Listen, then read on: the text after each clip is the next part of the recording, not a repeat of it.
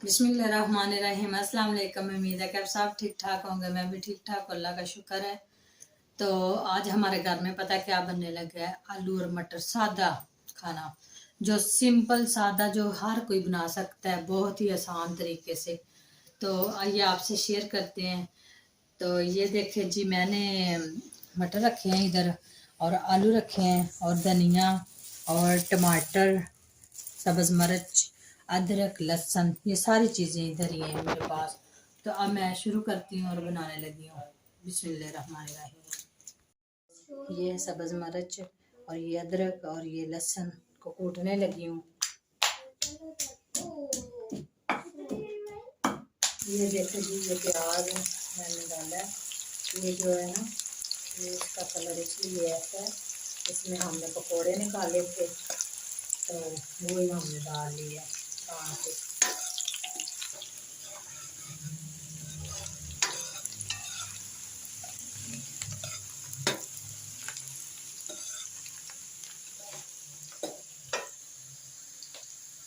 ये सब चीज़ों को मैंने कूटा था और टमाटर को मैंने काट लिया था। तो ये सारी चीज़ें इसमें ऐड करेंगे और भूनेंगे इसको।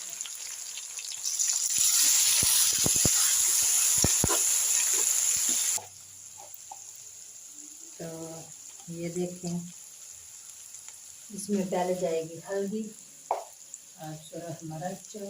सब्ज़ मैंने ज़्यादा कूट के रख ली थी, इसलिए आप ना सुरख कम ही डालेंगे, हम कम खाते हैं। तो अब इसके अंदर नमक जाएगा, बस कोई मसाला नहीं और डालना, नमक मिर्च और हल्दी, बस सादा सादा।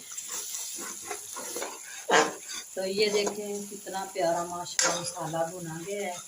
तो ये सब्ज़ मिर्चें मैंने अब डाली हैं 2-3।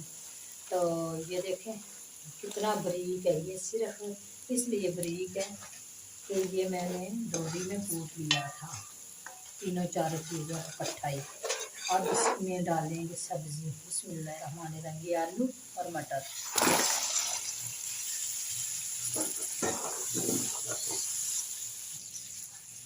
तो ये देखें मैंने सब्ज़ी डाल के ऐसे इसको अभी चमचा ही चलाया तो कितना माशाल्लाह प्यारा इसका कलर है। अस्सलाम वालेकुम गाइस, क्या हाल चाल है? ठीक ठाक है आप सब। और आज तो आलू मटर ऐसे ही पक रहे हैं जैसे गोश्त की खुशबू होती है ना, ऐसे अच्छी खुशबू आ रही है। और आज मैंने कहा है कि बेगम को आज आलू मटर बनाए, थोड़ा सा शोरा हो तो आलू मटर आज शोरबे वाले अच्छे लगते हैं इसलिए। तो आशर आगे तो बड़ा तंग करता था, अभी वो सो गया है, सारा दिन आज सोया नहीं। तो ये देखे जी, मैं पानी डाल रही हूँ। पानी डाल के चमचा चला के इसमें कैसे ढक्कन दे देंगे। माशाल्लाह देखो कितनी प्यारी स्पीड है। माशाल्लाह माशाल्लाह, बहुत अच्छी है। आज तो खाएंगे तो बताएंगे ना कि कैसे बने। सही बनी होगी क्यों। तो ये देखे मैंने ना धनिया डाल दिया था, धनिया धोकर डाल दिया। तो ये देखे माशाल्लाह मेरा सालन तैयार हो गया है।